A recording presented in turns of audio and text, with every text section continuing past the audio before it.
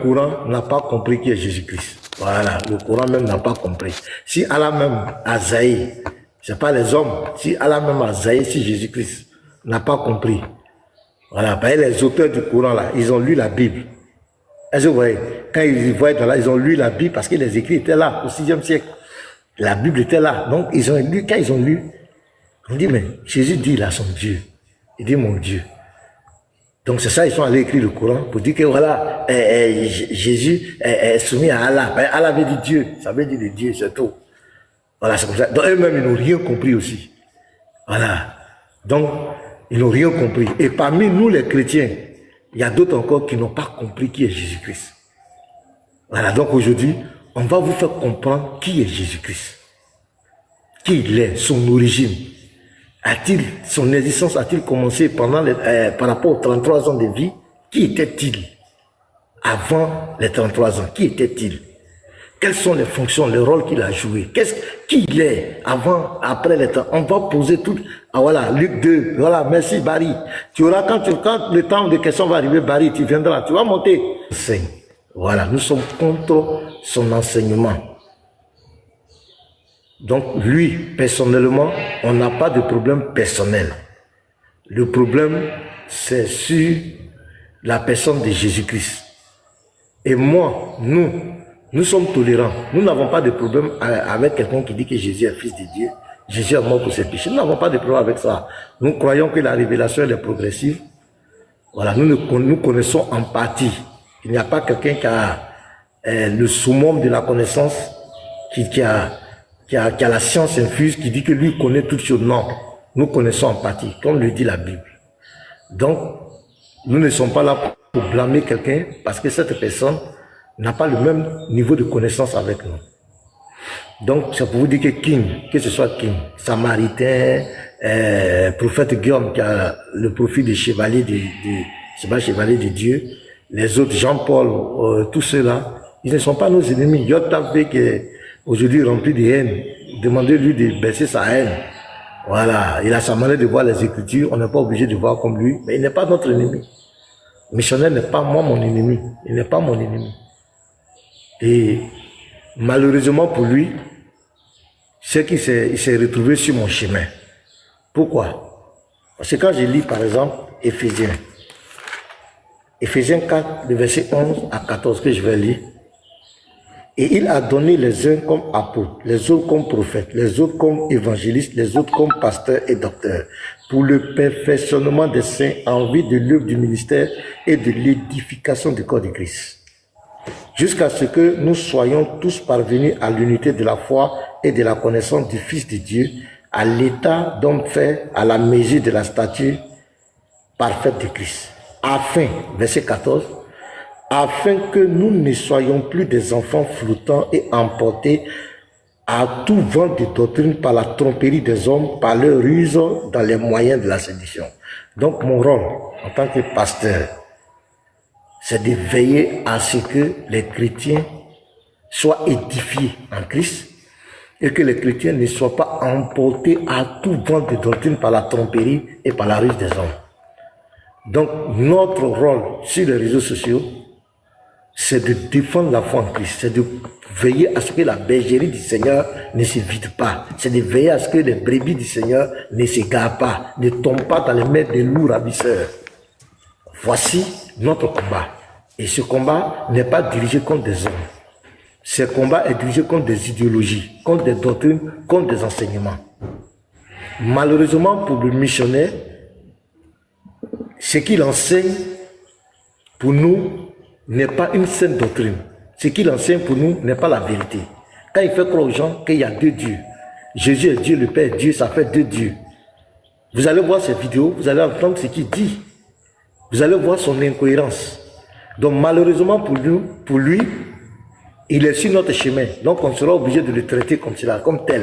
On sera obligé de le réfuter. Comme titre 1 dit, titre 1, le verset 9 nous dit de réfuter le contradicteur.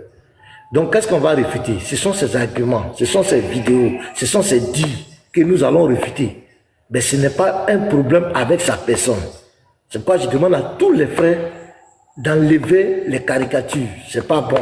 Les appellations, les trucs.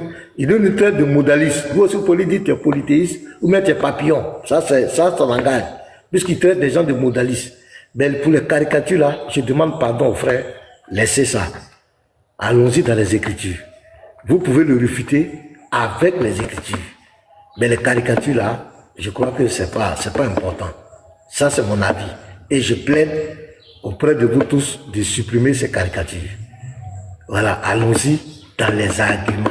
C'est-à-dire qu'il faut le réfuter, c'est ce qu'on sait faire. Et c'est ce que moi j'ai toujours fait, même avec les musulmans. Avant de le réfuter, je mets sa vidéo. Tout le monde écoute ce qu'il dit. Tout le monde écoute ce qu'il dit. Et puis après, on apporte la correction. C'est ça, un apologète. Donc je plaide pour ça. Donc, missionnaire, tu n'es pas notre ennemi. Moi, tu me connais très bien. Je n'ai jamais de problème avec toi. C'est toi qui t'es levé contre nous. Et c'est pourquoi je t'avais déjà averti en privé pour te dire que le chemin que tu es en train de prendre, c'est que tu es en train, tu peux défendre ta foi.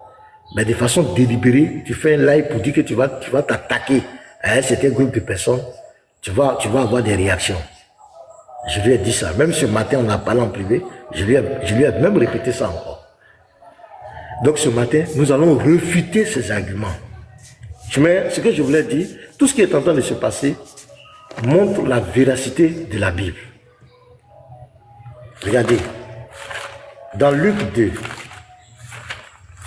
c'est-à-dire la Bible là, on n'a pas besoin de la défendre. Elle-même, elle se défend elle-même. Siméon, Luc 2, verset 34, regardez ce que Siméon dit. Siméon les bénit et dit à Marie, sa mère, voici cet enfant est destiné à amener la chute. Il va amener la chute et le relèvement de plusieurs en Israël et à devenir un signe qui provoquera la contradiction. Donc Simeon a prophétisé. Il y aura la contradiction. Et vous allez voir, dans le monde entier, c'est le sujet de Jésus. Avec l'islam, avec tout. Le personnage central. Là où il y a débat, c'est Jésus-Christ. Vous voyez? C'est pourquoi moi, je crois en la Bible. Toutes les virgules qui sont dans la Bible, moi je crois. Je suis un bibliste. Je crois aux Écritures. Et tout ce que je vais faire ce matin, ça sera lié à la Bible, à ce qui est écrit. Donc ici, le problème c'est quoi? Il dit cet enfant est destiné à amener la chute. Donc il y a deux groupes. Il va relever plusieurs et il va faire chuter. Donc ça dépend du côté où tu te trouves. Ça dépend du côté. Si t'amène à chuter, comme il a fait chuter l'islam et tous les négateurs, tu es perdu. Mais si tu l'as connu, tu as connu la révélation de qui est le Christ, ça va permettre à ton salut, tu feras partie du relèvement. Question. Missionnaire est dans quel camp? Il a chuté ou bien il est dans le relèvement? C'est ce que nous allons voir ce matin.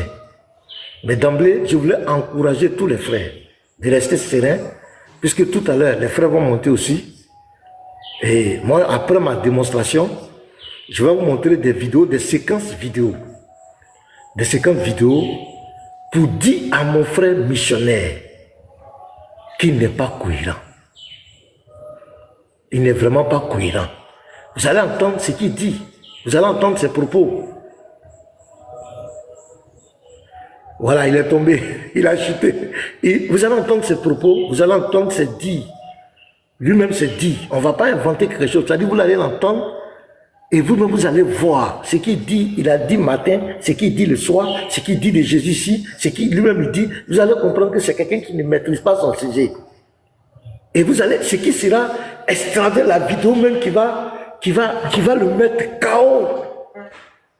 C'est son frère King même. King va, dans un live, dans une vidéo publique, King va lui dire, mais ton combat est inutile. Ben, ce que toi-même tu es en train de dire, ça dit, tu es en train de te réfuter. Et King va dire, est-ce que tu sais que tu as enregistré? Ce que tu es en train de dire est très grave. Vous allez voir la vidéo, mes frères. Mais on va commencer, sans plus tarder, on va commencer. Je vais commencer par, il a dit quelque chose dans le débat qu'il a eu avec Fils du Très-Haut, sa première prise de parole. Il a dit quelque chose dedans qui m'a vraiment étonné pour un serviteur de Dieu. Voilà. Un serviteur de Dieu. Ok, la vidéo, il dit que ça, c'est... Voilà, ok. Voilà, on va écouter ça. Je vais voir. Est-ce que c'est la vidéo? Ouais, c'est ça. Vous allez écouter un seul. Voilà, donc on va écouter la première vidéo. J'espère que même si vous ne voyez pas bien, vous allez entendre bien sa voix. Parce que c'est ce qui va se passer. Toutes les vidéos, vous allez entendre ce qu'il dit et après, on refute. On va aller comme cela. On va gagner encore. Dieu est mort. La première chose que vous devez comprendre sur Dieu d'abord, Nombre chapitre 23. Je vous le lis rapidement. Nombre chapitre 23. Il dit ceci. Écoutez très bien, verset 19. Il dit, Dieu n'est pas un homme pour mentir, ni le fils de l'homme pour se repentir. Frère, ce que vous devez comprendre, Dieu n'est pas un homme. Il ne réfléchit pas, il ne pense pas comme un homme. Si vous adorez quelqu'un et qu'on dit que c'est un homme déjà, c'est que ce n'est plus Dieu. C'est que ce n'est plus Dieu. Frère, je vous le dis. Je vais lire encore Osée. Je vais lire Osée. Suivez très bien. Je vais lire Osée. Osée le chapitre 11, à partir du verset 9. Regardez un peu. Il dit ceci. Je n'agirai pas selon mon ardente colère. Je renonce à détruire Ephraïm. Car je suis Dieu et non pas un homme. Dieu n'est pas un homme, mes frères.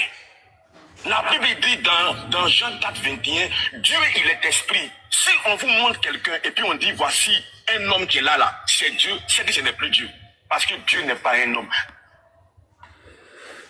Donc voici la première vidéo. On va prendre les versets qu'il a pris. On va prendre les versets et c'est catastrophique. Je suis vraiment déçu de faire une telle interprétation. Donc, Nombre 23, le verset 19. Donc, il prend ce verset pour dire que Dieu ne peut pas... Oh là là, je refuse ça. Je suis en direct, je suis en train de faire mon enseignement. Il dit, il prend Nombre 23, verset 19, et il prend Osée 11, verset 9, pour dire que Dieu n'est pas un homme. Oui, qui a dit que Dieu est un homme? Dieu n'est pas un homme. Mais est-ce que Dieu a dit qu'il ne peut pas devenir un homme? Missionnaire. Voilà, c'est ça. Dieu n'est pas un homme. Nous tous nous sommes d'accord. Mais est-ce que Dieu a dit je ne peux pas devenir un homme? Cette question te sera posée au jour dernier. Tu ne pourras pas répondre. Est-ce que Dieu a dit mon Dieu je ne peux pas devenir un homme? Parce que tu dis que c'est la Bible. On va prendre la Bible, on va voir. On va voir la même Bible dont tu parles. Donc souvent, quand on écoute, c'est pourquoi les gens ont dit que tu es un musulman, parce que ça, c'est les arguments des musulmans. Mais toi, en tant que prédicateur de l'évangile, tu dois savoir les théophanies de Dieu. Tu dois savoir que Dieu est toujours rentré dans sa création. Tu dois savoir que Dieu est un Dieu multidimensionnel, parce que tu es en train de donner des limites à Dieu. Ce que tu es en train de faire, tu es en train de dire à Dieu ce qu'il peut faire et ce qu'il ne peut pas faire. En tant que serviteur de Dieu chrétien, tu ne peux pas donner des limites à Dieu. C'est très grave de ta part. Le verset que tu prends ici n'a rien à voir avec ce que tu dis. Ici, c'est l'histoire de Balak et de Balaam. Balak, c'était le roi de Moab. Balaam, c'était un prophète. Quand les enfants d'Israël étaient dans la conquête, dans la reconquête de la terre promise, ils vont arriver à Moab pour combattre Moab. Le roi Balak va faire quoi? Il va aller voir Balaam pour lui dire il faut maudire Israël pour moi. Parce qu'avant de faire la guerre, on va consulter les dieux. Chacun consulte son Dieu. On te maudit d'abord spirituellement. Si tu es scellé spirituellement, c'est qui ça? Si tu es scellé spirituellement, là, physiquement, maintenant tu es vaincu. Donc, il demande à Balaam d'aller maudire Israël. Il insiste. Balaam lui dit c'est pas possible. Il insiste. Balaam dit c'est pas possible. Il insiste. Maintenant, c'est là. Regarde le verset 18 de ce Nombre 23. Regardez. Balaam prononça son oracle et dit, lève-toi Balak, écoute. Prête-moi l'oreille, fils de Zippor. Dieu n'est pas un homme pour mentir, ni fils d'un homme pour se repentir. Ce qu'il a dit ne le fera-t-il pas? Donc ici, ça ne parle pas du changement physique de Dieu. Non. Ça ne parle pas du changement physique, non. Ici, il met l'accent que Dieu ne ment pas. C'est l'homme qui dit une parole et puis l'homme ment. Est-ce que vous comprenez? C'est l'homme qui dit une parole et l'homme après se dédie. L'homme qui dit une chose après, il se répand. C'est ce qu'il dit ici. Dieu n'est pas un homme pour mentir. Ça ne parle pas de la forme physique. Non. Ça ne parle pas de que Dieu ne peut pas devenir un homme. Non. Ça, c'est hors sujet. Il faut lire les textes. Ni fils d'un homme pour se repentir. Ce qu'il a dit, ne le fera-t-il pas? Ce qu'il a déclaré, ne l'exécutera-t-il pas? Voilà le contexte. Voici, j'ai reçu l'ordre de bénir. Il a béni, je ne le révoquerai point. Il n'aperçoit point d'iniquité en Jacob. Ainsi de suite. Donc ici, là, ça ne parle pas de Dieu va prendre forme physique ou pas. Donc déjà, c'est une mauvaise interprétation. Donc, prends note, il ne faut plus commettre cette erreur, il ne faut plus prendre ce verset. Ce verset ne parle pas de la forme physique. De physique ou bien il va devenir un homme physique. Non. Ce verset parle de quelque Balaam qui dit à Balak que ce que Dieu a dit là, il ne va pas changer sa parole. C'est l'homme qui change de parole. On va aller, nombre, Osée. On va aller encore prendre Osée. Là-bas, tu vas voir encore. Moi, je t'aime bien, hein, mais il faut te revoir. Parce que tout à l'heure, on va voir les vidéos que tu as trop commis d'erreurs. Ça ne peut pas. Un leader, tu veux être un leader, il faut revoir, il faut te revoir. Ça ne peut pas marcher comme cela. Les gens ne vont pas te prendre au sérieux. Voilà, les gens ne vont pas te prendre au sérieux. Il faut revoir ça. Regarde ici, nombre 11, Osée 11, verset 9. Là encore, il prend ce verset. On va écouter. Je n'agirai pas selon mon ardente colère. Je renonce à détruire Ephraïm, car je suis Dieu et non un homme. Je suis le Saint au milieu de toi, je ne viendrai pas avec colère. Ici encore, c'est le caractère de l'homme. Il ne parle pas encore de la forme physique. Il ne parle pas de la forme physique. Il parle du caractère de l'homme, caractère de l'homme. C'est l'homme, je n'agirai pas selon mon ardente colère. C'est l'homme qui agit selon son ardente colère. Le Dieu ne peut pas agir selon son ardente colère, parce qu'il est Dieu. Donc ici encore, ça ne parle pas de la forme physique. Et à la fin du truc, il dit quoi? Il dit, je suis le Saint au milieu de toi, je ne viendrai pas avec colère, parce que je suis Dieu. Si je veux venir avec ma colère, là, mais je vais détruire le monde. C'est l'homme qui agit selon sa colère. C'est ce que le verset dit. Mais le verset ne parle pas du changement de forme de Dieu. Le verset n'a jamais dit ça. Mais quand tu prends ce verset, pour vouloir dire que voici, Dieu ne peut pas devenir un homme, mais c'est hors sujet. Tu as fait une mauvaise interprétation. Et c'est grave pour un prédicateur de prendre des versets bibliques comme cela, les faire sortir de leur contexte pour faire des interprétations. Parce que pour toi, tu veux forcément contredire la doctrine des autres. Donc il faut manipuler les Écritures. C'est pas bon. Ce n'est pas bon. Maintenant, je vais te montrer. Dans ta même Bible là. Quand tu prends 1 Timothée 3, je te pose une question simple. 1 Timothée 3. 1 Timothée 3, le verset 16. 1 Timothée 3, le verset 16.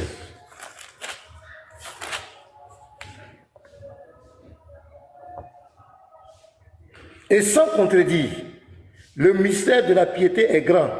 Celui qui a été manifesté en chair. Dans la version de David, on dit Dieu est devenu chair. Celui qui a été manifesté en chair, c'est qui? C'est quel Dieu qui a été manifesté en chair là? C'est qui? C'est la Bible qui parle ici. Tu dis Dieu ne peut pas devenir un homme. C'est quel Dieu qui a été manifesté en chair là? C'est qui? Tu vas me dire son nom. Il faut prendre l'ordre. 1 Timothée 3, verset 16. Celui qui a été manifesté en chair là, c'est qui? C'est quel Dieu? Je prends encore Hébreu. Hébreu 2, verset 14. Hébreu 2, verset 14. Ainsi donc, puisque les enfants participent au sang et à la chair, il y a également participé lui-même. C'est quel Dieu? C'est quel Dieu qui a participé au sang et à la chair là? C'est qui?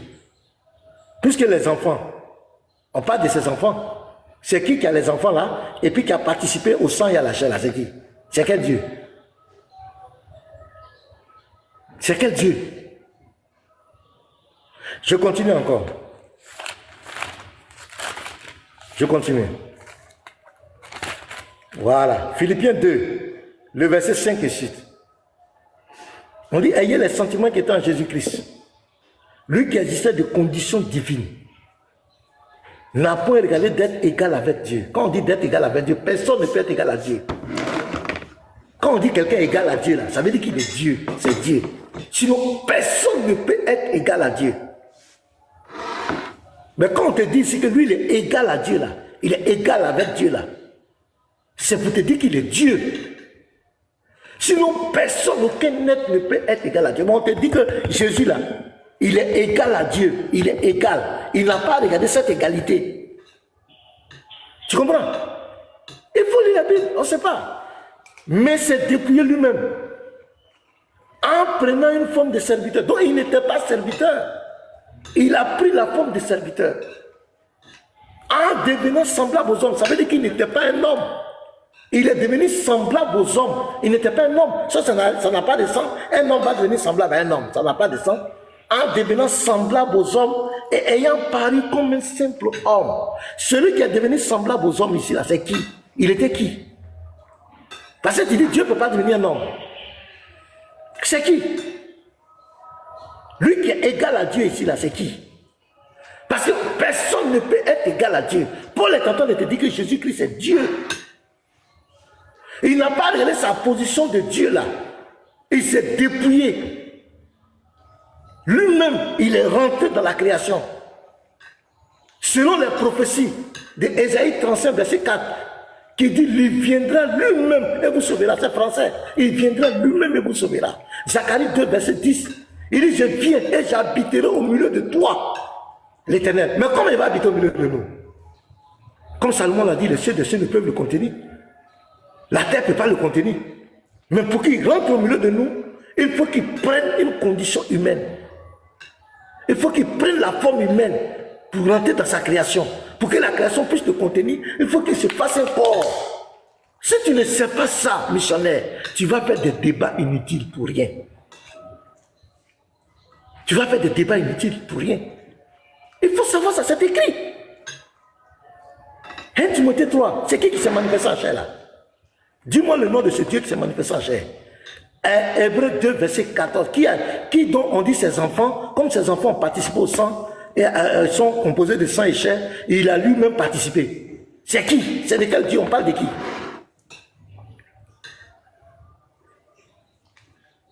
C'est malheureux. On continue. Le prologue des gens. Au commencement était la parole. La parole était avec Dieu et la parole était Dieu.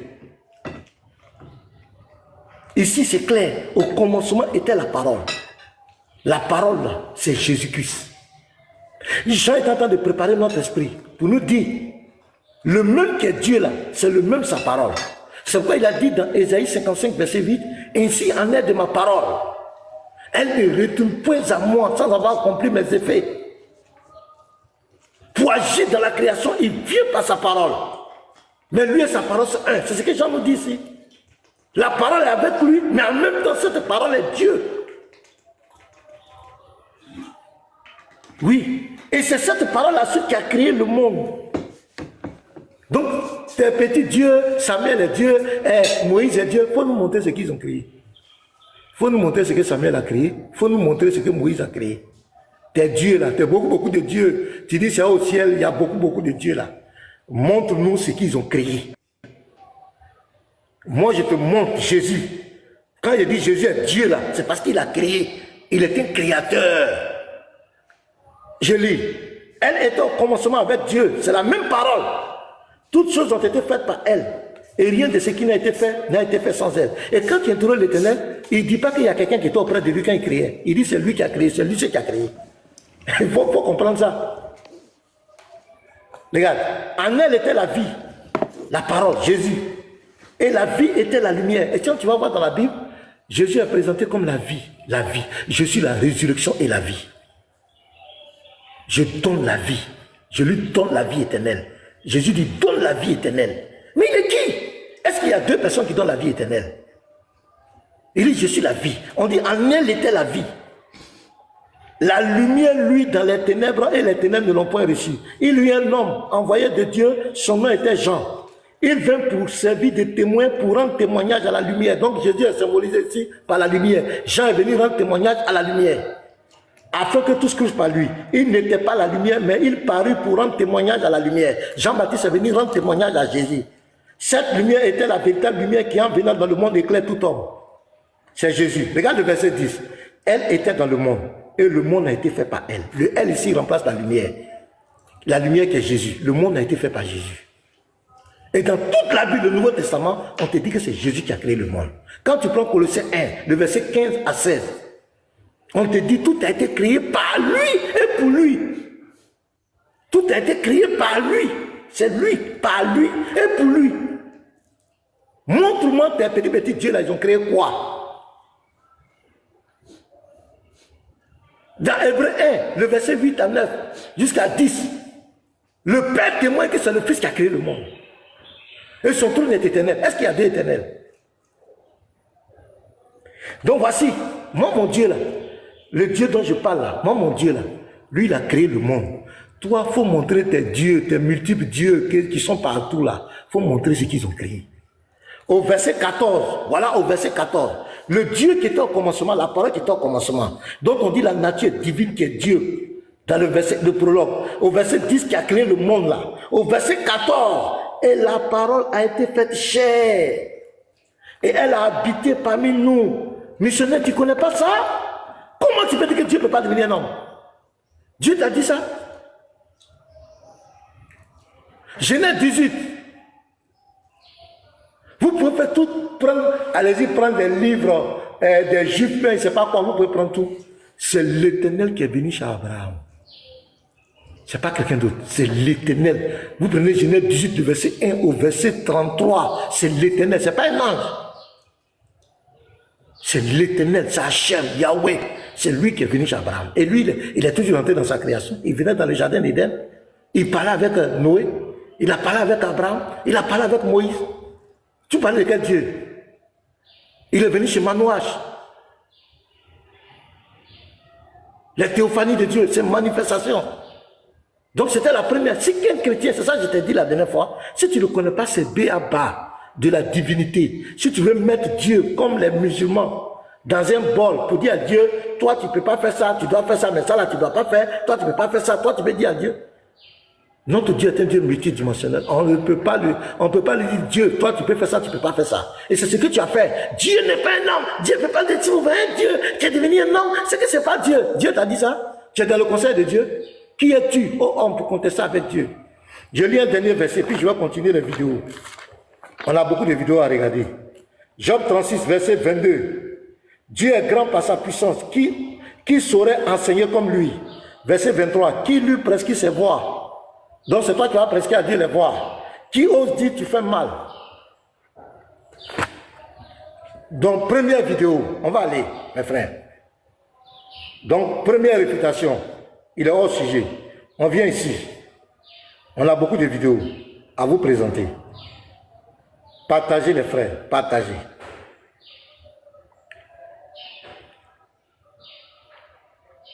Bon, on va prendre ici d'abord. On va voir ici la question que Fiditro lui avait posée pendant le débat.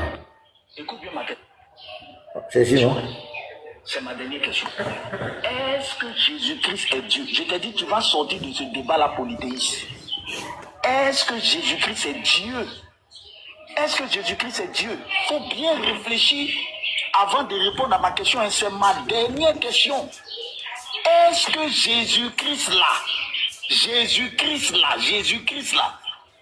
qu'il est Dieu? C'est ma dernière question. C'est ma dernière question. Réfléchis très bien avant de répondre.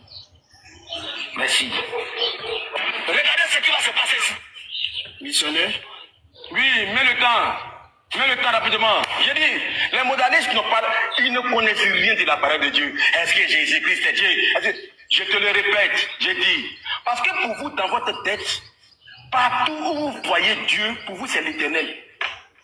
Au commencement était la parole était avec Dieu. Donc ça veut dire que Dieu là, la parole était avec Dieu et la parole était Dieu. Ça veut dire que c'est l'éternel.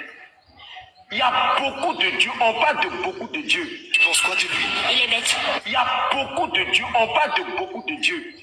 Pourquoi? Il y a beaucoup de dieux, on parle de beaucoup de dieux. Mais il y a un seul éternel. Il y a un seul éternel. Moïse est Dieu. On ne peut pas accepter ça. Hein? Et ça grande humiliation. Moïse est Dieu. L'autre là, Samuel, il est Dieu. Samuel, il est Dieu. Samuel, il est Dieu. Jésus, il est Dieu. Mais ils ne sont pas l'éternel. L'éternel, là, il est unique en son genre. Prends Psaume, prends, s'il te plaît. Parce que pour toi, quand on dit Dieu naît, tu penses à l'éternel. C'est ça qui est votre problème, en fait. Pour vous, quand on dit Dieu, ça veut dire automatiquement que c'est l'éternel. Vous souffrez, oh. Psaume 4. Donc, il met ici, au même niveau, il met quoi? Il dit que Jésus, donc il est en train de dire que Jésus-Christ est comme Moïse, il est comme Samuel, ce sont des dieux. Bon, tout à l'heure, je vous ai montré des versets où Jésus-Christ, lui, l'a créé. Mais, on va continuer. Vous allez voir d'autres vidéos encore. C'est le même, hein? Vous avez vu ici. Voilà. Il va prendre son 82 pour dire, j'ai dit que vous êtes des dieux. Là-bas, même, c'est Dieu avec petit d. On t'a posé la question, est-ce que Jésus est Dieu? Il a tourné, il a comparé Jésus, Samuel et puis Moïse. Il les a mis au même titre d'égalité. C'est pas fini, on continue. On va vous donner d'autres vidéos. Voilà. Ici encore, on lui pose la même question ici. Regardez. Toi, Jésus est un simple homme, il est un ange ou il est Dieu? Voilà, c'est la même question. La Bible dit dans Philippiens que Jésus était de condition divine. C'est un être céleste. Jésus est un être céleste qui est de nature divine, qui a été créé et qui est le Fils de Dieu. Ok. Je veux savoir, cet être céleste-là, est-ce qu'il est égal à Dieu? Les Écritures disent que Jésus, là, c'est le Fils de Dieu qui est descendu du ciel. Et il a dit que son Père lui a formé un corps. Donc il était un être au ciel. Maintenant, qui il était concrètement, on ne l'a pas décrit. On n'a pas dit que Jésus, il était ceci ou bien il était cela. On dit, oh Dieu, ton Dieu t'a oint d'une huile de joie au-dessus de tes égaux. Donc Jésus est Dieu. La Bible dit, le Fils de Dieu qui vient sur la terre, là, il est Dieu. Donc Jésus est Dieu. Le Fils de Dieu, là, il est Dieu. Donc Jésus est Dieu. Donc, oui, donc Jésus est Dieu. Jésus est quoi? Ce qu'il te dit. Attends, il est un Dieu. Il a dit quoi? Le Fils de Dieu qui vient, il est Dieu. Je répète, est-ce que Jésus est Dieu? Il dit, il est un Dieu. Ça commence la cacophonie. On va reprendre. Écoutez très bien, les frères. Missionnaire, je t'aime bien. Jésus est un simple homme, il est un ange ou il est Dieu?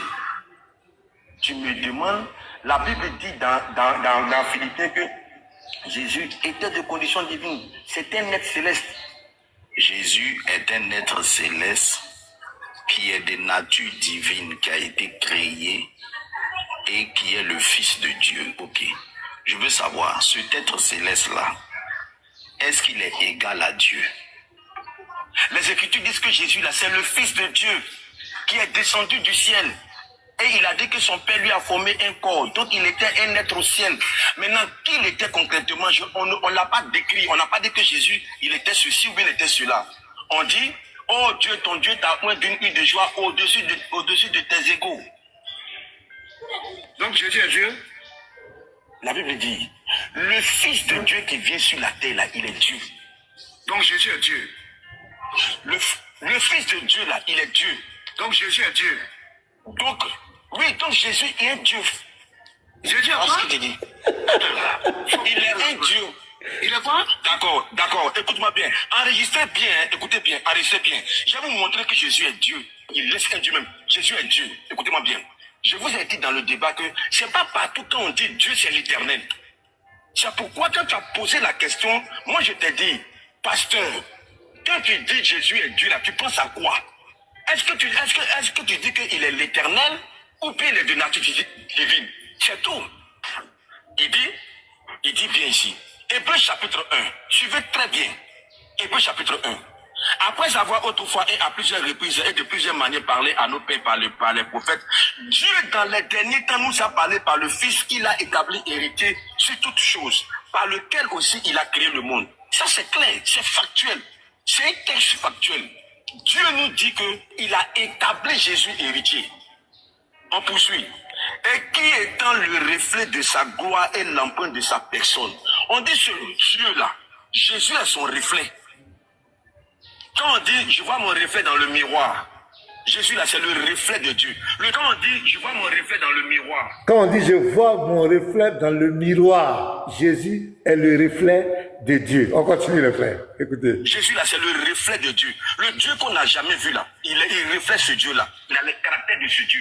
Le Dieu qu'on n'a jamais vu là, le Dieu qu'on n'a jamais vu là, le Dieu qu'on n'a jamais vu là, c'est son reflet qui est Jésus. On continue les frères. Donc ici, vous avez vu la cacophonie qu'il a mis. Il veut mettre la différence entre l'Éternel et chose, comment on l'appelle, et Jésus. Donc ici, il reconnaît que Jésus est Dieu. Donc vous les musulmans qui êtes là, vous avez entendu missionnaire? Missionnaire dit Jésus est Dieu. Seulement, il n'est pas l'Éternel. Voilà, il même dit, mais il reconnaît que Jésus est Dieu. Maintenant, on retient ça. Les autres vidéos vont continuer. Je vous donne une autre vidéo encore. Voilà, on va aller doucement. Ici. Maintenant, on va rentrer. Le même maintenant, il va proclamer l'égalité maintenant du Père et du Fils. Il a dit qu'ils sont différents, non? Mais maintenant, je rentre dans les vidéos maintenant, où lui-même maintenant, il va proclamer l'égalité entre le Père et le Fils. On continue. Première vidéo. Écoute-moi bien. Oh, mais calme-toi. Jésus est sur la terre. Et puis Jésus-Christ te dit, tout ce que le Père fait, le Fils aussi le fait pareillement. Le Fils même prouve déjà qu'il y a le Père et qu'il y a le Fils. Est-ce qu'il y a une exception? Il n'y a pas de restriction. Sur la terre, là. Est-ce qu'il y a une exception? Je demande qu'il y a une exception. Est-ce qu'il y a une exception? Non. Non, il n'y a pas d'exception. Il n'y a pas d'exception. Donc le Fils est égal au Père. On est d'accord? Le Fils est égal au Père. Merci, Dieu va venir. Donc, il vient ici, quand j'ai pris Jean 5, le verset 19, le Fils, tout ce que le Fils fait, on va lire ça. Missionnaire va confesser que le Fils est égal au Père. Je vais reprendre les frères. Peut-être que vous n'avez pas bien compris. Je reprends. Écoutez. Écoute-moi bien. Oh, mais calme-toi. Jésus est sur la terre. Et puis Jésus-Christ te dit, tout ce que le Père fait, le Fils aussi le fait pareillement. Le Fils même prouve déjà qu'il y a le Père et qu'il y a le Fils. Est-ce qu'il y a une exception? Il n'y a pas de restriction. Sur la terre, là. Est-ce qu'il y a une exception? Je demande qu'il y a une exception. Est-ce qu'il y a une exception? Non. Non, il n'y a pas d'exception. Il n'y a pas d'exception. Donc le Fils est égal au Père. On est d'accord? Le Fils est égal au Père. Merci, Dieu va venir. Les frères, moi, voilà.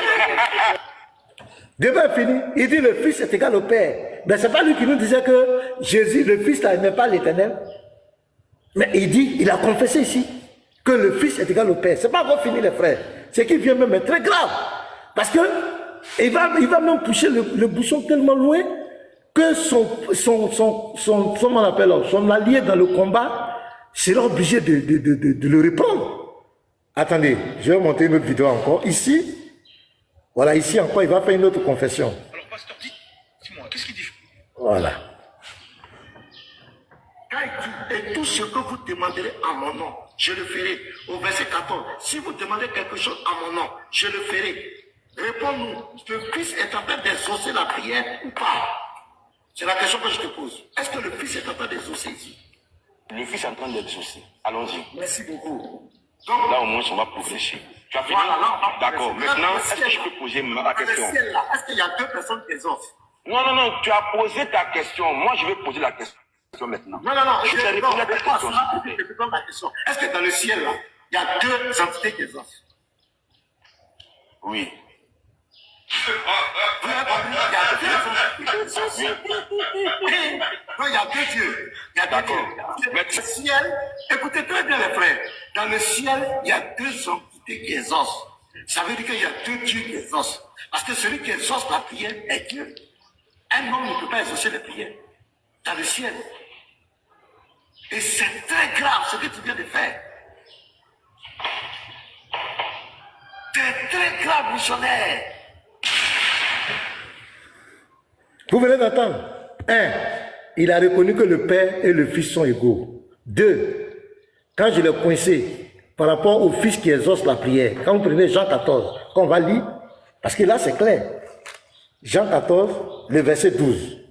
En vérité, je vous le dis, celui qui croit en moi fera aussi les œuvres que je fais. Il en fera de plus grandes parce que je m'en vais au Père.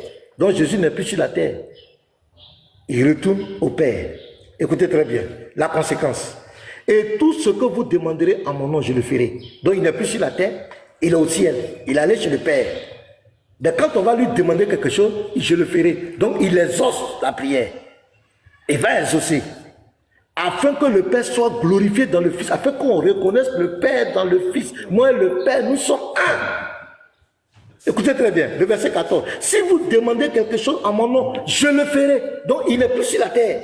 Il est allé chez le Père. Donc il exauce les prières. Il demande qu'on lui demande. On lui demande des choses et il exauce. Question. Qui exauce les prières? Est-ce qu'un homme peut exaucer les prières? Un prophète peut exaucer les prières? Étant au ciel. Donc je lui pose la question. Est-ce que Jésus est en train de dire qu'il exauce les prières ici? Il dit oui, Jésus exauce. Jésus exauce. Maintenant, dans le ciel, il y a combien de personnes qui exaucent? Il dit il y a 2 personnes qui exaucent. Regardez, les frères. Ça ne va pas. Parce que toute doctrine que tu vas développer et qui va contre Deutéronome 6, verset 4 à 5, tu es dans l'hérésie, tu es égaré. Il n'y a pas deux éternels, il n'y a pas deux dieux. Au ciel là, il y a un seul Dieu, le seul vrai Dieu. Il n'y a pas deux qui exaucent là-bas. Il n'y a pas deux qui exaucent. Jésus est qui pour exaucer? Il dit, je m'en vais au Père. Quand je vais aller au Père là, ce que vous allez demander, moi je vous exauce. Donc le Père où? Le Père assis à côté, il a un tabouret, et le Fils est là, et puis il dit, papa, attends, ils ont fait prière. Attends, Ménard a demandé quelque chose. Papa, est-ce que je dois faire? Puis papa dit, il faut faire. Donc c'est pour missionner. Il dit, il y a deux qui exaucent. Ça ne va pas. Ça ne tient pas. Et Jésus me dit ici, afin que le Père soit glorifié dans le Fils. On reconnaît le Père dans le Fils. Moi et le Père, nous sommes un. C'est ce que Jésus dit. Il n'y a pas deux personnes qui exaucent. Maintenant, regardez ici, les frères. Mais tout ce que je suis en train de dire, peut-être vous ne comprenez pas bien. Regardez cette vidéo. Regardez cette vidéo, mes frères, mes bien-aimés. Attachez vos ceintures. Regardez cette vidéo.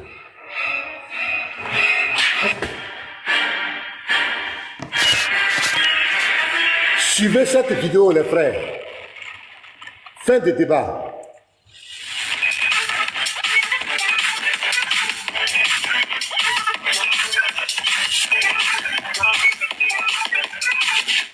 Je répète encore, ici l'apôtre Paul n'est pas en train de dire que Christ est égal à Dieu, c'est-à-dire, en d'autres termes, Christ et Dieu sont la même chose. Ici, l'apôtre Paul n'est pas en train de dire Jésus a toujours été l'égal de Dieu. Dans le texte, j'ai aimé la version. Donc ici, c'est King veut marmailler. D'abord, à première vue, King veut marmailler. Avec Philippiens 2, le verset 5 et 7. King veut marmailler. Qui va le reprendre? Donc le débat sera engagé entre qui? C'est King Inubai, King l'apôtre, King Yeshua, King professeur, King pasteur, King fils du Très-Haut. C'est King missionnaire. Écoutez très bien, attachez votre ceinture de sécurité. Écoutez très bien ce que le missionnaire va dire et écoutez très bien ce que King va dire encore et écoutez encore ce que Jean-Paul va dire. Écoutez très bien cette vidéo, mes frères. Cette vidéo est capitale. Version justement de l'ennemi. Vous savez, en voulant défendre une doctrine, vous tordez le sang de Dieu. Et c'est dangereux. Arrêtez ça. Regarde le texte ici. Je te montre le texte. Nous tous, on va lire le texte. Nous tous, on va voir. Ok. Le texte là, il est clair. Ne changez pas le texte. On va lire dans toutes les versions possibles. Et vous allez voir. Je lis. Lui, Arrêtez ça. il est l'égal de Dieu. Parce qu'il est Dieu depuis toujours. Ça veut dire quoi? D'accord, ça veut dire qu'il est Dieu. Phrase-là. Ça veut dire quoi, cette phrase-là? Mais ça veut dire qu'il est Dieu. D'accord. Si je dis Depuis toujours, il était toujours Dieu. Il n'a pas de il est commencement. Dieu depuis toujours. Raison pour laquelle justement on parle d'égalité. Puisque quand on dit il est égal à Dieu là, Ça veut dire qu'il y a lui et puis il y a Dieu. Maintenant, entre les deux, là, il y a une égalité. Raison pour laquelle, justement, on parle d'égalité. Puisque quand on dit il est égal à Dieu, là, ça veut dire qu'il y a lui et puis il y a Dieu.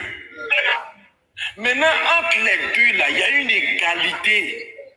Je vais te montrer. Moi, il dit, lisons le texte. On va lire le texte, c'est bon. Regardez ici. C'est la même personne qu'il avait pris cette parole vivante.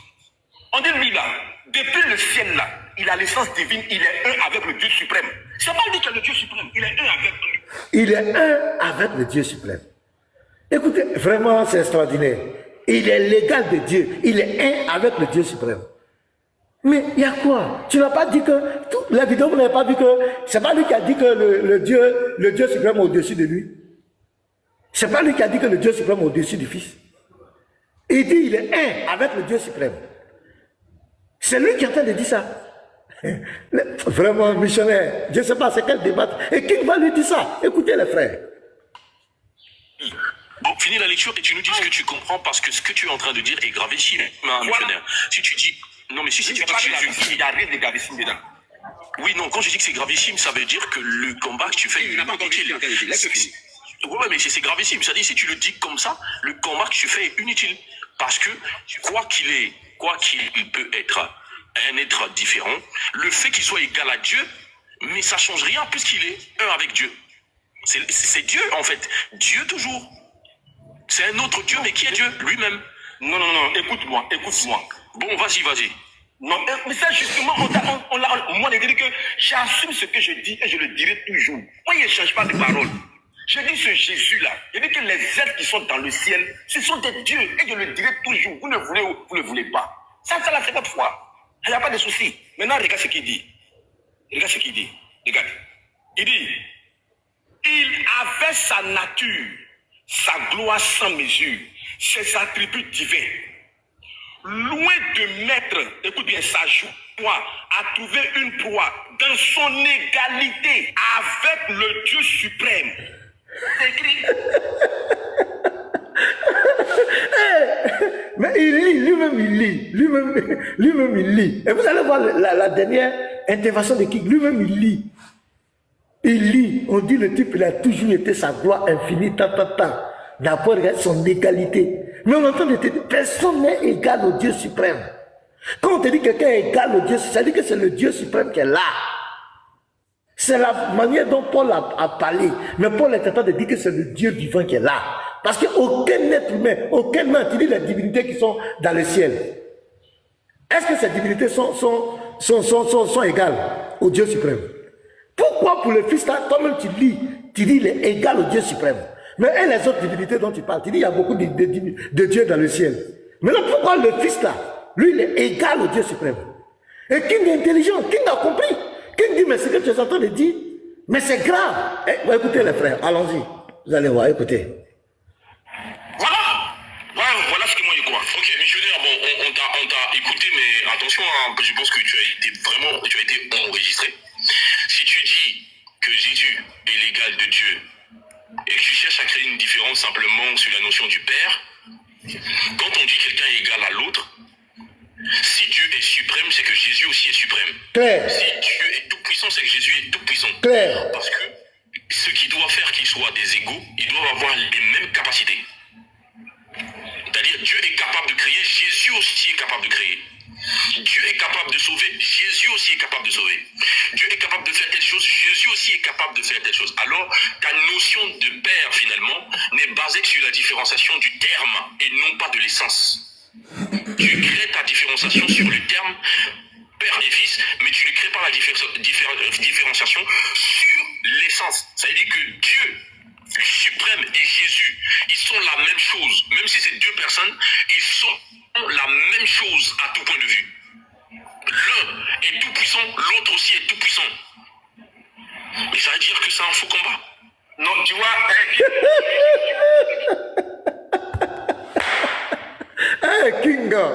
Kinga, j'ai dit, King, non, tu es béni mon frère. King a vu la cacophonie des missionnaires. King a compris que le monsieur n'est pas cohérent. Ça, c'est pas nous, hein, c'est King. Et c'est pas encore fini. Jean-Paul va parler aussi. Ça, c'est pas nous. King dit, mais missionnaire. Parce que toi-même, tu n'a pas regardé son égalité avec le Dieu. Il est égal. Toi-même, tu lis. Et puis, tu veux tordre de sens. King dit non. Missionnaire, c'est un faux combat. Donc, on a bien aimé. Les 433 personnes, ça, c'est un débat entre King et missionnaire maintenant. Ils n'ont qu'à régler les débats là-bas. King dit que c'est un faux combat. Parce que le missionnaire a confessé. Le missionnaire a dit que le Père et le Fils sont un. Le missionnaire a dit. Ici encore, il dit qu'ils sont égaux. Ils sont égaux. King dit, c'est un faux combat que tu mènes, missionnaire. Il faut écouter King, c'est ton allié. C'est pas nous, si c'est nous qui parlons. Tu vas dire, on est modaliste, on est tant. King dit que c'est un faux combat que tu mènes. Parce que King a lu, quand tu as lu tes versions, King a compris clairement que tu mets une égalité. Et tu as même dit, ils sont un. Mais tu nous fatigues pourquoi? Tu fatigues les gens pourquoi? Toi-même tu te réfutes. Toi-même tu as dit, à plusieurs vidéos, tu as dit que le fils exauce. Il y a deux qui exaucent. Tu sais quoi, King, mon frère? Hein? J'ai envie de reprendre la partie. Je vais reprendre la vidéo là. Je vais reprendre les frères. Il faut que vous écoutez. Parce que ça, c'est très essentiel. Ça dit, lui-même, il s'est mis KO. Parce que le test, tu ne peux pas changer le test. Le test est clair. On dit, il est égal. Il peut pas, personne, un homme ne peut pas être égal à Dieu. Mais quand on te dit que lui là, il n'a pas regardé son égalité avec Dieu, on est en train de te dire qu'il n'a pas regardé son égalité, sa position divine. Il n'a pas regardé ça. Et il s'est dépouillé. Et toutes les versions que toi-même tu as pris, ça t'a contredit. C'est pourquoi King était obligé. King a dit, tu es enregistré. Et aujourd'hui, il avait prophétisé. Et te voilà devant tout le monde, un homme incohérent. Tu vas justifier ça comment?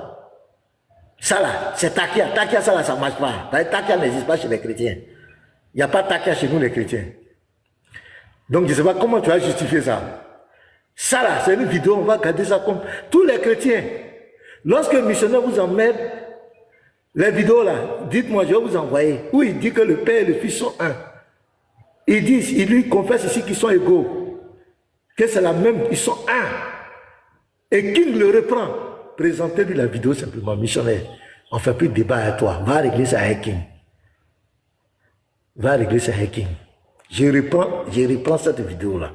Je vais la reprendre à zéro. Je vais la reprendre à zéro pour que vous écoutez très bien. Voilà, je reprends. On n'est pas pressé. Voilà, allons-y.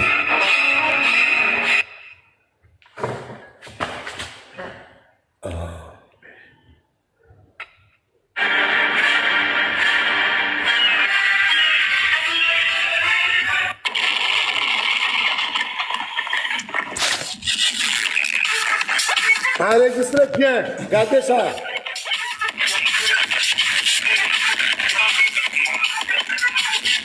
Je répète encore, ici l'apôtre Paul n'est pas en train de dire que Christ est égal à Dieu, c'est-à-dire en d'autres termes, Christ et Dieu sont la même chose. C'est faux.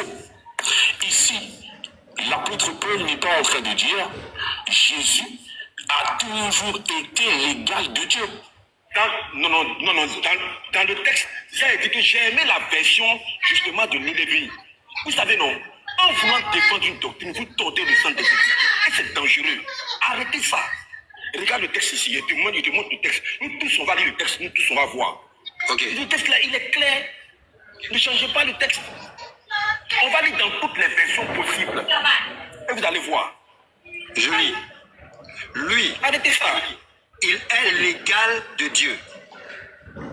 Parce qu'il est Dieu depuis toujours. Ça veut dire quoi? Mais ça veut dire qu'il est Dieu. Ça veut dire quoi, cette phrase-là? Mais ça veut dire qu'il est Dieu. D'accord. Si je dis depuis toujours, il était toujours Dieu. Il n'a pas de commencement. Il est Dieu depuis toujours. Raison pour laquelle justement on parle d'égalité. Puisque quand on dit il est égal à Dieu là, ça veut dire qu'il y a lui et puis il y a Dieu. Maintenant, entre les deux là, il y a une égalité. Raison pour laquelle justement on parle d'égalité. Puisque quand on dit il est égal à Dieu là, Ça veut dire qu'il y a lui et puis il y a Dieu. Maintenant, entre les deux, là, il y a une égalité. Je vais te montrer. Moi, il dit, lisons le texte. On va lire le texte, c'est bon. Regardez ici. C'est la même version qu'il avait pris, c'était parole vivante. Écoutez-lui sa version même, hein. Écoutez-lui même sa version. Il a l'essence divine, il est un avec le Dieu suprême. C'est pas lui qui est le Dieu suprême, il est un avec lui. Bon, finis la lecture et tu nous dis ce que tu comprends parce que ce que tu es en train de dire est gravissime, missionnaire. Si tu dis... Non, mais si tu dis que Jésus... Il n'y a rien de gravissime dedans. Oui, non, quand je dis que c'est gravissime, ça veut dire que le combat que tu fais... Il n'a pas encore dit, Ouais, mais c'est gravissime. C'est-à-dire, si tu le dis comme ça, le combat que tu fais est inutile. Parce que, quoi qu'il peut être un être différent, le fait qu'il soit égal à Dieu, mais ça change rien puisqu'il est un avec Dieu.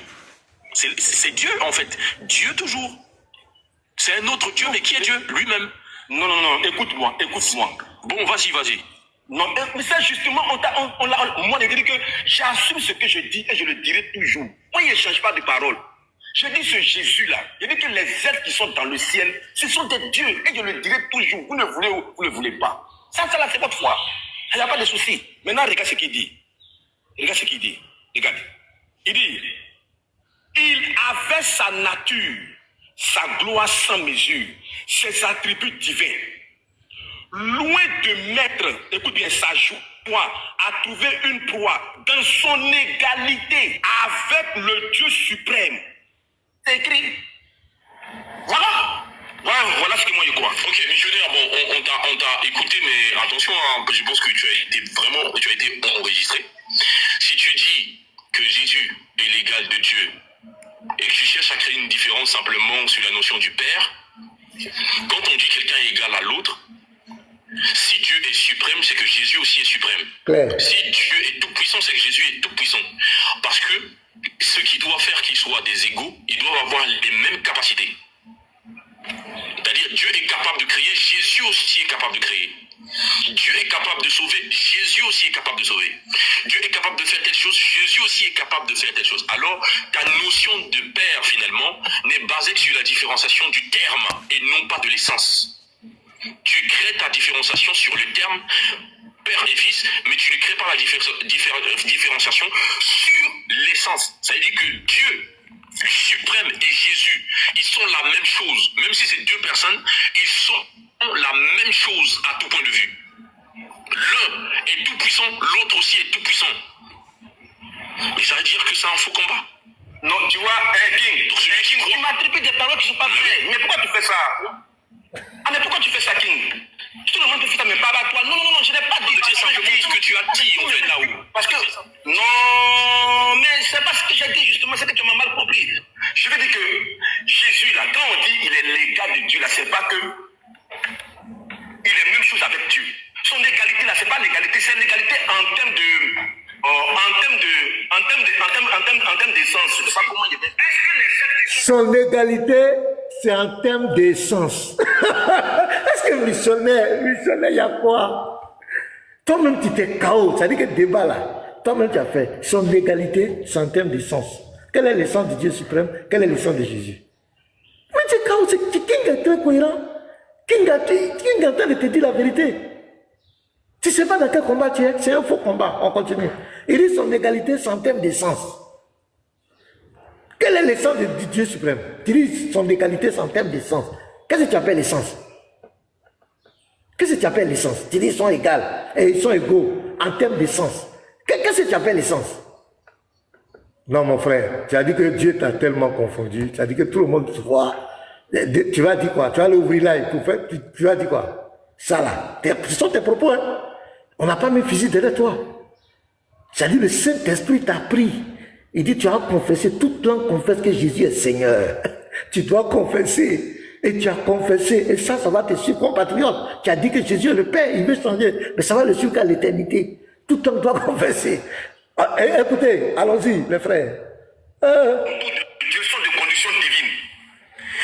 Fais une différence. Ils n'ont pas le titre de Dieu suprême, comme toi ton texte dit. Or, dans ce que tu viens de lire là, il y a une égalité ici entre celui que tu qualifies d'un Dieu et puis le Dieu suprême. Ce qui veut dire, entre autres, que ce Dieu suprême n'est rien d'autre que ce Dieu-là. Claire. Quand tu parles d'égalité déjà, Il faut comprendre que c'est une égalité entre le type de Dieu et on revient à la même chose. Oui, j'ai compris. Le texte l'a dit. Le texte là est clair. On dit, il n'a pas regardé son égalité avec Dieu. C'est du français. Donc, il y a une égalité qu'il a avec Dieu. Il y a une égalité qu'il a avec Dieu. Maintenant, c'est le niveau de l'égalité là qu'il faut voir. Ah! Maintenant, il y a le niveau d'égalité. Est-ce que missionnaire, il dit, on dit ils sont égaux, tu dis il y a un niveau d'égalité. C'est quel niveau? Il faut qu'il nous explique ça. On ne comprend rien. Ah. Là, il a une égalité avec Dieu. Maintenant, lui là, il pouvait regarder à ça pour se gonfler. Pourquoi? Parce que Dieu est grand. Quelqu'un qui est comparable à Dieu, il peut prendre ça pour se glorifier, mais il n'a pas regardé ça. C'est ce qu'on te dit dans le texte. Ah. Écoutez Jean-Paul maintenant. Oui, j'ai comme l'impression que finalement vous êtes unis uniquement que pour vous attaquer aux modalistes, ou bien pour maintenant restaurer la vérité biblique. Parce que c'est étonnant de comprendre comment les gens, depuis ce que, mais ça fait peur. C'est comme si chacun peut inventer sa doctrine et vient lui enseigner. Pourquoi alors s'attaquer aux modalistes? Débat est clos. King a dit missionnaire Kao. Voilà Jean-Paul. Jean-Paul dit mais Jean-Paul même Ahuri, il est dépassé. Il dit mais pourquoi vous attaquez aux gens là? Parce que c'est ce que nous on dit. On dit le Père et le Fils sont un. C'est ce que le missionnaire tu as dit. Devant moi tu as dit ça. Voilà la vidéo tu as dit. Et King a dit attention. Tu es en train de confesser. Ça dit qu'on a affaire à quelqu'un qui ne maîtrise même pas son sujet. Il ne sait pas de quoi il parle. Il ne sait pas de quoi il parle. C'est ce que King voulait lui faire comprendre. Mais finalement, ton combat là, c'est quoi? Tu combats quoi? En réalité, tu dis ce que nous disons. King l'a dit, King lui a dit ça cache. Devant tout le monde, la vidéo est là. Celui qui veut là, on va lui partager ça. On va partager. Donc, mes bien-aimés, il y a encore d'autres vidéos dans le débat. King, Fils d'Israël lui a posé des questions, mais je crois qu'on n'a plus besoin même de présenter toutes ces vidéos-là. Vous avez vu la dernière vidéo avec King, avec Jean-Paul. Ils lui ont dit clairement que le monsieur est à l'ouest. Donc, missionnaire, ton combat là, c'est quoi? Tu dis que Jésus est égal au Dieu suprême. Bon, il y a quoi? Tu nous combats, c'est quel combat tu mènes? Tu as dit qu'ils sont égaux. La vidéo est là. Devant moi, tu as dit que le Père et le Fils sont un. Tu as dit ils sont un. Tu as dit. Ici encore dans la vidéo, tu l'as dit. Donc, ta bouche refuse, mais ton cœur est d'accord. Ça dit ton âme sait que ton créateur là, c'est Jésus-Christ. Mais c'est ta bouche qui ne veut pas, c'est ton ego qui veut prendre là-dessus. Mon frère, il faut te ressaisir. C'est un faux combat. Parce que ça là, tous les apologètes, on va partager cette vidéo-là, ça va te suivre. Ça va te suivre jusqu'à pour l'éternité. Et ça sera un jugement contre toi. Tu l'as dit et tu l'as répété. Tu as pris même d'autres versions où on proclame, tu dis que les autres sont Dieu aussi. Mais pourquoi lui il est un? Lui il est un avec le Dieu suprême. Pourquoi lui il est un? Donc tu as vu que c'est difficile de combattre la divinité de Jésus-Christ. C'est très difficile. Tu vas confesser, ou tu vas balbutier, ou tu seras obligé d'être malhonnête. Et King t'a bien repris. Il dit ton combat là, ça n'a pas de sens. Les chrétiens, est-ce que le combat là, ça a un sens encore? Lui-même, il vient, toutes les vidéos qu'on vous a montrées, vous avez compris que sa doctrine ne tient sur rien. Tantôt, il est différent de lui, tantôt, ils sont un, tantôt, ils sont égaux. Bon, on fait quoi? On retient quoi, monsieur missionnaire? Tu as vu que moi, je ne t'ai pas insulté. Hein? J'ai montré tes vidéos. Ce que tu as dit, je t'ai montré. Voilà, ici, un apologète. Je ne vais pas t'inciter, je ne vais pas te caricaturer. Je t'ai montré tes vidéos. Et tout le monde a vu, en réalité, que tu as besoin d'être éclairé. Tu as besoin d'être enseigné. Je te dis sincèrement, en toute humilité, pas pour te rabaisser. Il faut prendre encore du recul. Il faut aller bien étudier ton sujet. C'est-à-dire où la Bible, tu vas la réécrire, parce que tu étais confronté à un verset, et c'est ce verset qui t'a fait confesser la vérité. Quand on dit que quelqu'un est égal à Dieu, là, C'est fini. C'est qu'il est. Parce que personne, un homme ne peut pas être égal à Dieu. Un prophète ne peut pas être égal à Dieu. Aucun homme ne peut être égal à Dieu. Quand on dit lui là, il est égal à Dieu, quand la Bible dit il est égal à Dieu, ça veut dire que c'est Dieu qui est là. Est-ce que tu as compris? Retiens bien ça. Il est égal. Parce qu'aucun être ne peut être égal à Dieu. À partir du moment où on te présente quelqu'un, on dit il est égal avec Dieu, il est égal à Dieu là. C'est fini. Et il a dit, moi et le Père, nous sommes un. Je suis dans le Père est en moi. C'est fini. C'est Philippiens 2, le verset 5, vous pouvez aller au verset 11. Le verset 6 même, c'est le verset 6 qui a mis missionnaire lui-même KO, qui l'a embarrassé. Il a dit tout et tout ce qu'il pouvait dire. Donc les bien-aimés, la première partie de notre chose, maintenant si d'autres, vous avez des vidéos par rapport à moi, je crois que les vidéos là sont suffisantes. Surtout la dernière des vidéos, le débat est clos. Il n'y a pas de débat, il n'y a plus rien. Maintenant, ce que je voulais dire, je vais vous montrer quelque chose rapidement par rapport à Jésus. J'ai dit Jésus est incompris. Moi, je crois fermement à la Bible. Et je crois fermement au livre d'Apocalypse. Je crois fermement à ça. Je vais vous faire un petit développement et puis je vais faire monter les autres. Nous prenons, on va prendre, je viens. Ouais, les autres vidéos là, vous allez monter vous-même. Celui qui veut présenter sa vidéo, il va monter. Ouais, j'ai montré beaucoup de vidéos, je crois que ça va. Pour moi là, ça va. Les autres, celui qui veut présenter d'autres vidéos, vous allez monter. Attends, où est? Je vais montrer, je vais vous montrer quelque chose. Voilà.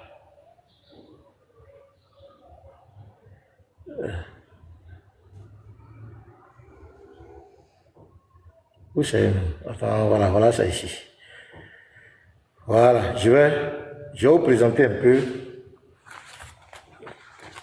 la multidimension de Jésus-Christ. Tous les rôles, toutes les fonctions que Jésus a jouées. Je vais vous présenter ça dans l'Apocalypse. Je vais faire un petit truc pour vous faire comprendre que quand tu veux parler de Jésus, il faut prendre tous les aspects. Je commence. Et après, je vais faire monter.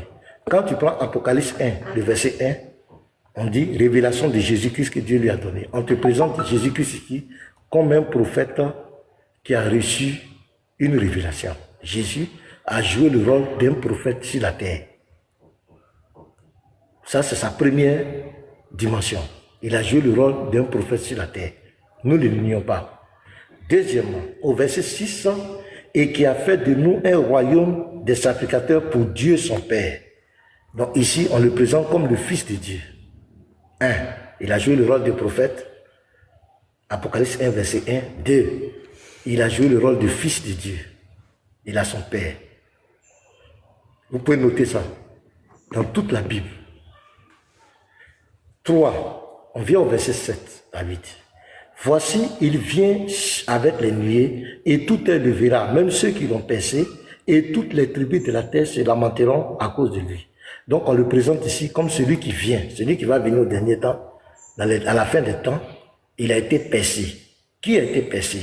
Dans Zacharie 12, verset 10, l'Éternel a dit qu'il allait être percé.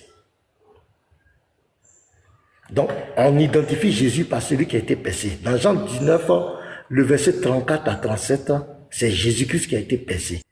Mais dans Zacharie 12, verset 10, c'est l'Éternel qui dit qu'il allait être percé. Mais est-ce qu'on peut percer l'Éternel? Pour qu'il soit percé, il faut qu'il prenne la forme humaine. Il faut qu'il prenne la forme physique. Il faut qu'il se fasse chair pour qu'on puisse le percer. Sinon, tant qu'il est dans l'éternité, tant qu'il est de toute éternité, et il est dans l'éternité, on ne peut pas le percer. Pour qu'il soit percé, il faut qu'il se fasse un corps. C'est pourquoi on dit, voici, il vient avec les nuées. Aucun prophète ne peut venir avec les nuées. Celui qui vient sur les nuées, c'est l'Éternel. Et tout œil le verra, même ceux qui l'ont percé. Les tribus de la terre se lamenteront à cause de lui. Oui, amen. Maintenant, il va parler au verset 8. Je suis l'alpha et l'oméga, dit le Seigneur Dieu, celui qui est le Tout-Puissant. Donc ici, on te présente Jésus comme le Tout-Puissant. Pourquoi? Le verset 8 dit quoi? Regardez, et qui vient. Le verset 7, c'est celui qui vient sur les nuées. Regardez, il y a le vient au verset 7, il y a le vient au verset 8. Il n'y a pas deux qui viennent. Il n'y a qu'un seul qui vient. Celui qui vient, c'est l'Éternel. Et c'est Jésus. Regardez bien, voici, il vient avec la nuée. Aucun prophète ne peut venir sur les nuées. Aucun homme ne peut venir sur les nuées. C'est lui seul. Et tout le verra, même ceux qui l'ont percé. Donc on te dit au verset 8, c'est celui qui vient là. Et qui vient. Regardez, je suis l'alpha et l'oméga, dit le Seigneur Dieu, celui qui est, qui était et qui vient. Qui vient? Verset 7, il vient avec les nuées. C'est celui qui a été percé. C'est lui qui est le Tout-Puissant. 1. Au verset 1, il est le prophète qui reçoit une révélation. 2. Il est le Fils de Dieu. 3. Au verset 8, il est le Tout-Puissant. Je continue. On va au verset 17. Quand je le vis, je tombais à ses pieds comme mort. Il posa sur moi la main. Ne crains point, je suis le premier et le dernier. Jésus se présente ici comme le premier et le dernier. Quand vous lisez Ésaïe 44, verset 6, c'est l'Éternel qui proclame qu'il est le premier et le dernier. Il n'y a pas deux premiers et derniers. Il n'y a qu'un seul premier et dernier. Donc ici, il proclame encore sa divinité. Regardez le verset 18. Et le vivant, j'étais mort et voici, je suis vivant au siècle des siècles. Je tiens les clés de la mort et du séjour de mort. Il est mort quant à la chair. Parce que pour qu'il meure, pour qu'il soit percé, il fallait qu'il se fasse un corps.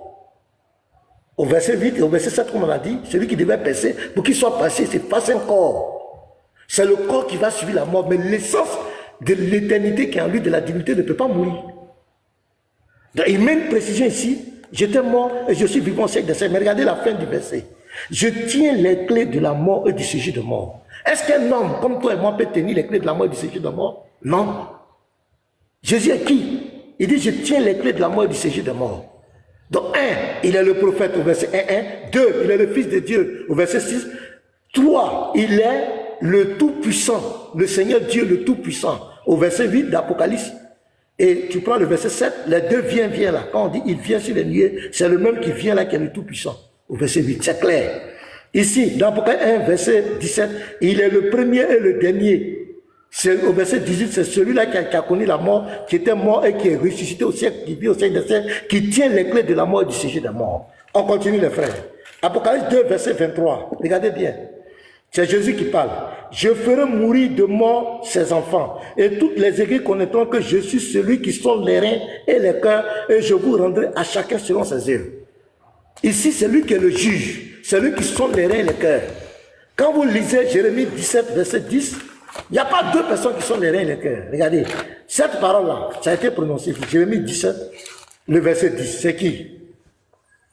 Moi, l'Éternel, je prouve le cœur, je sonde les reins pour rendre à chacun selon ses voies, selon le fruit de ses œuvres.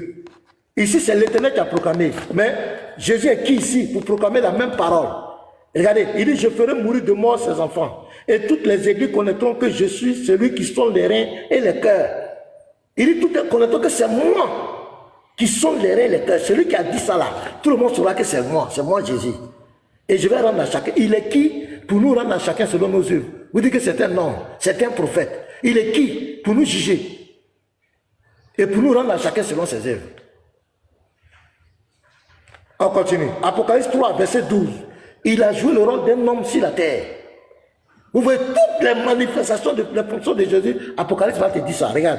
Celui qui vaincra, je ferai de lui une colonne dans le temple de mon Dieu, et il n'en sortira plus. J'écrirai sur lui, tu va répéter 4 fois, mon Dieu, mon Dieu. Oui, puisque il a joué le rôle d'un homme sur la terre. La Bible n'a pas caché ça. Mais c'est le même là, lui qui est homme ici là. C'est celui qui va juger tout le monde, qui va nous rendre selon nos œuvres. C'est lui qui est le premier et le dernier, c'est lui qui est l'alpha et l'oméga, c'est lui qui est le tout-puissant, c'est lui qui est le prophète. Je continue. Apocalypse 5, le verset 6. Et je vis au milieu du trône et des 4 vivants et au milieu des vieillards un agneau qui était là comme immolé. Il a joué le rôle de l'agneau de Dieu. Voici l'agneau de Dieu qui ôte le péché de l'humanité. Donc Apocalypse est en train de nous montrer tous les rôles, les fonctions qu'il a jouées. Au verset 8, tu vois, au verset 7, on te présente une vision là, on dit prends dans la main de celui qui est assis le livre. On est en train de te montrer la mission de l'agneau. Jean te montre la mission qu'il a accomplie. Au verset 8, quand il prit le livre, les 4 êtres vivants et les 24 vieillards se prosternaient devant l'agneau. Ça c'est au ciel, hein, se prosternent devant lui. Tenant chacune une harpe et des coupes d'or remplies de parfums qui sont les prières des saints. Et il chantait un cantique nouveau en disant, tu es digne de prendre le livre et d'en ouvrir les sceaux, car tu as été immolé. Donc, qui a été immolé, c'est lui. Et tu as racheté pour Dieu par ton sang des hommes de toute tribu, de toute langue, de tout peuple et de toute nation. Donc, on te présente au verset 6, il est l'agneau, c'est lui qui prend le livre, et c'est lui qui est digne d'ouvrir le livre. Pourquoi? Parce qu'il s'est sacrifié, il a été immolé, il a versé son sang pour nous racheter. Vous allez voir tout dans la Bible, c'est ce que Jésus. Maintenant, on dit quoi? Tu as fait, au verset 11 maintenant, on va te dire que l'agneau là, il a adoré au ciel. J'ai regardé et j'ai entendu la voix de beaucoup d'anges autour du trône et des êtres vivants et des vieillards. Le nombre était des myriades et des milliers. Ils disaient d'une voix forte, l'agneau qui a été moulé est digne de recevoir la puissance. Un prophète ne va pas recevoir la puissance au ciel, la richesse, la sagesse, la force, l'honneur, la gloire et la louange. Dans le ciel, c'est à Dieu seul la gloire, l'honneur, la louange. L'agneau, il est qui ici pour recevoir la gloire? Il est qui ici pour recevoir la louange? Il est qui ici pour recevoir l'adoration? Un saint prophète va recevoir la gloire, la louange, l'honneur dans le ciel. Et le verset continue. Et toutes les créatures qui sont dans le ciel, sur la terre, musulmans, bouddhistes, chrétiens, athées, toutes les créatures, Mohamed, Abraham, tous les prophètes, sous la terre, regarde, sur la mer et tout ce qui s'y trouve, je les entendis qui disaient à celui qui est assis sur le trône et à l'agneau, moi et le Père, nous sommes un. Ce sont deux manifestations du Dieu Tout-Puissant. Soit la louange, l'honneur, la gloire et la force au siècle des siècles. Et les 4 êtres vivants disaient Amen et les vieillards se prosternaient et adoraient. Ils ont adoré l'agneau. Donc cet agneau-là, qui a été immolé là, on dit il mérite la louange et l'adoration. Donc Apocalypse le présente. Je continue. On va aller. On va aller Apocalypse 11, le verset 15. Regardez. Le 7e ange sonna de la trompette, il y eut dans le ciel de fortes voix qui disaient, le royaume du monde est remis à notre Seigneur, et à son Christ. Ça fait 2 personnes, non? Maintenant, regardez. Et il régnera au siècle des siècles. Qui doit régner? On dit, écoutez, hein, le royaume du monde est remis à notre Seigneur, le Père, et à son Christ, le Fils. Maintenant, regardez. Et il régnera. On devait dire, ils régneront. Si c'est 2 personnes distinctes. Mais regardez, le verbe conjugué au singulier, il régnera au siècle des siècles. Qui va régner? Le Seigneur et son oint. Ils sont 2, mais il régnera. C'est lui qui va régner au siècle des siècles. L'agneau. On continue. Apocalypse 19, le verset 11. Dit quoi? Puis j'ai vu le ciel ouvert et voici paru un cheval blanc. Celui qui le montait s'appelait fidèle et véritable. Et il juge et combat avec justice. C'est lui qui va juger l'humanité. C'est lui qui va juger les vivants et les morts. Jésus est qui pour juger les vivants et les morts? Jésus est qui? Celui qui va juger les vivants et les morts, c'est Dieu. Parce que pour que tu juges les gens, il faut que tu sois capable d'être omniscient, de connaître, sinon les gens vont t'éberner. Jésus est qui pour juger? Il est le juge qui va juger les vivants et les morts. Au verset 13. Et il était revêtu d'un vêtement teint de sang. Son nom est la parole de Dieu. Qui est la parole de Dieu? C'est Jésus. Au commencement était la parole. C'est lui qui est la parole de Dieu. Donc vous allez voir toutes les fonctions. Tout est dedans dans Apocalypse. Je viens au verset 21. Apocalypse 21, verset 6. Là encore. Et il me dit, Jean dit, Jésus lui a dit, c'est fait. Je suis l'alpha et l'oméga. Jésus proclame qu'il est l'alpha et l'oméga. Aucun prophète, aucun homme ne peut dire il est l'alpha et l'oméga. Ça, c'est un attribut de l'éternel. C'est lui qui est l'alpha et l'oméga. Il n'y a pas un homme, il n'y a pas un prophète qui peut dire qu'il est l'alpha et l'oméga. Le commencement et la fin. Aucun homme ne peut dire qu'il est le commencement et la fin. Jésus est qui?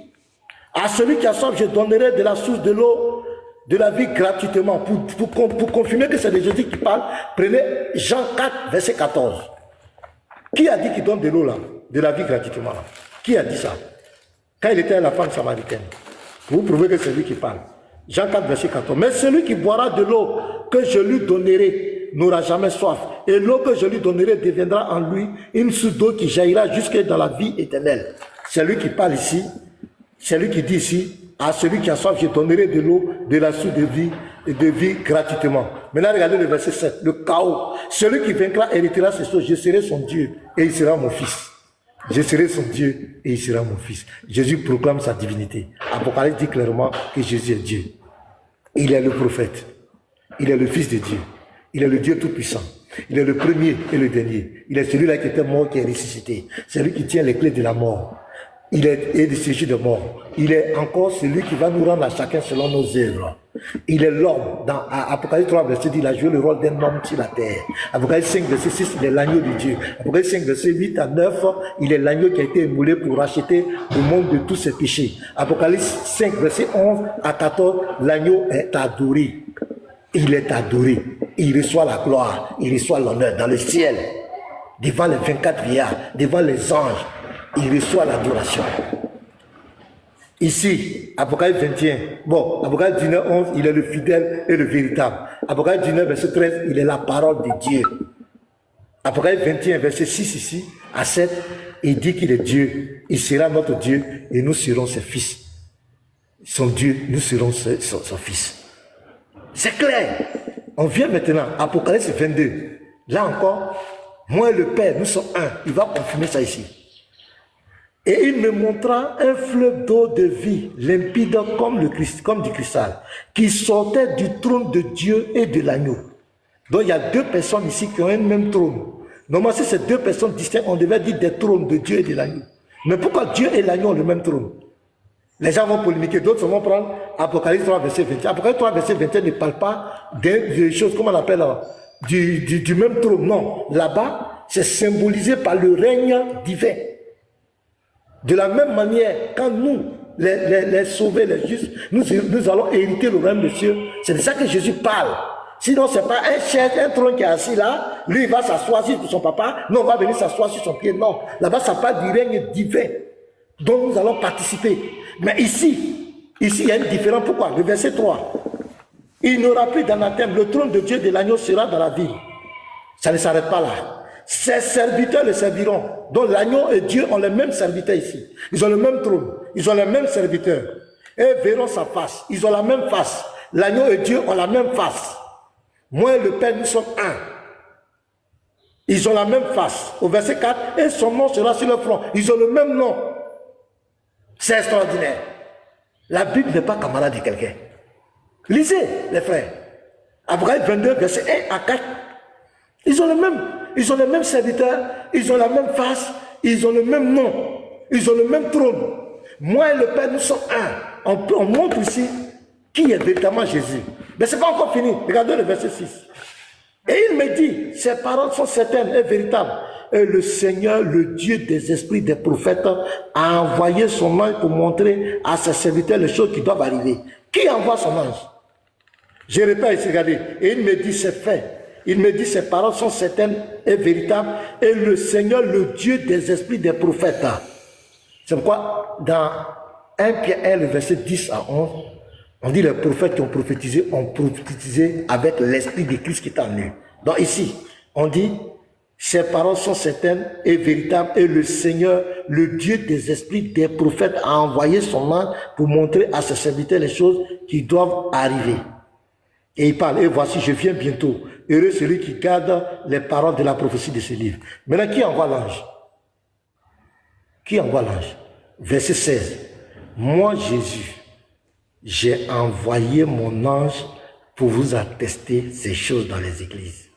Et il me dit, ces paroles sont certaines et véritables, et le Seigneur, le Dieu des esprits des prophètes, a envoyé son ange. Verset 16. Moi, Jésus, j'ai envoyé mon ange.